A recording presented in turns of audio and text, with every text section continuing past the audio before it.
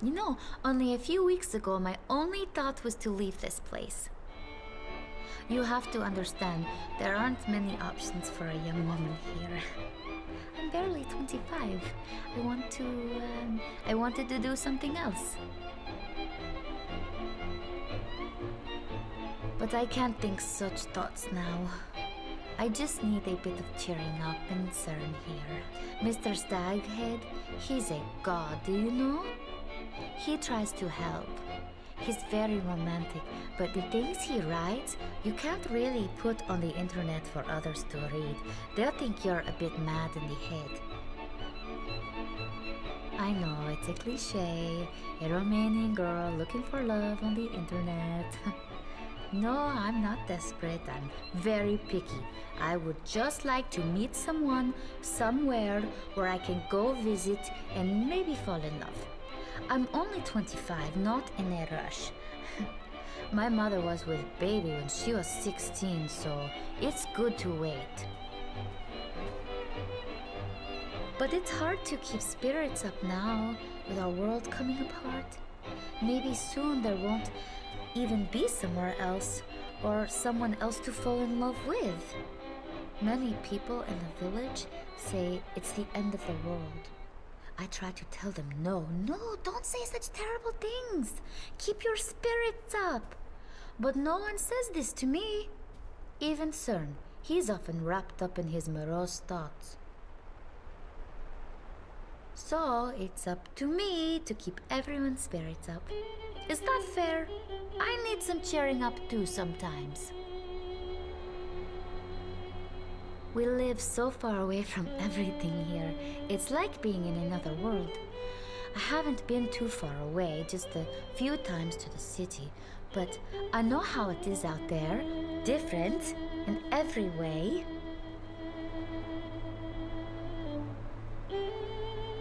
Here we don't blink an eye when a bird speaks to us, or when we see the fairies go on a hunt, or Fata Paduri change her skin, or when old Masul wanders across the road, or when he comes into the tavern with his horns and his cape. Okay, so maybe that would have made us blink a while ago. But now with everything happening out there, Mr. Staghead, CERN, is as close as we get to normal. We'll never be able to go back to how things were now.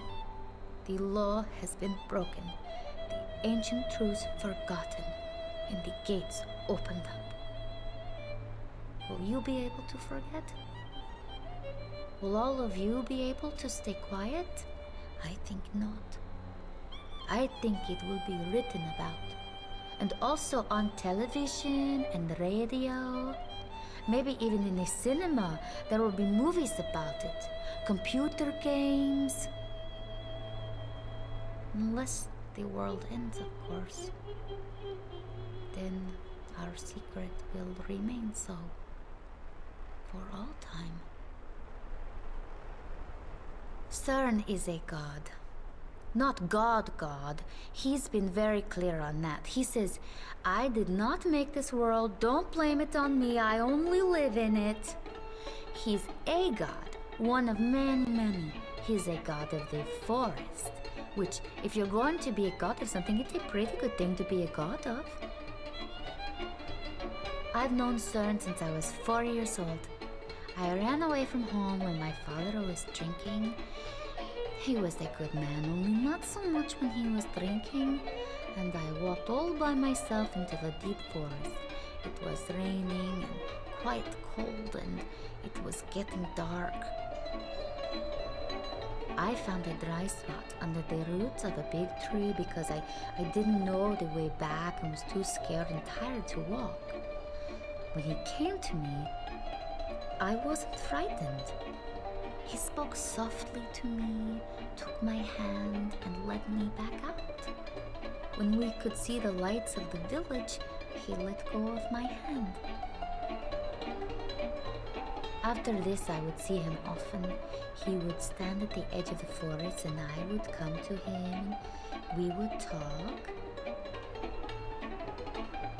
When this war began, he was forced to leave his forest. He came to me, said his people were being hunted down, and I said to him, "Cern, the best thing you can do right now is come to us. Help us fight."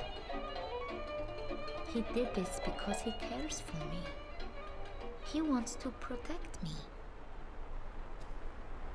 But it's us who must protect them now.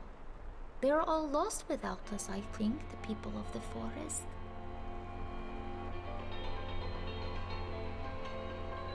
Your secret world is not so secret to us.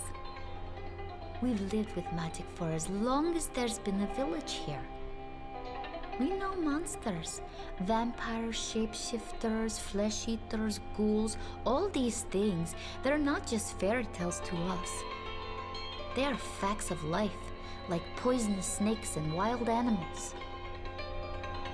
When I was a child, I learned to respect and care for the forests and those who live in them, but also to fear the things that live in the dark places.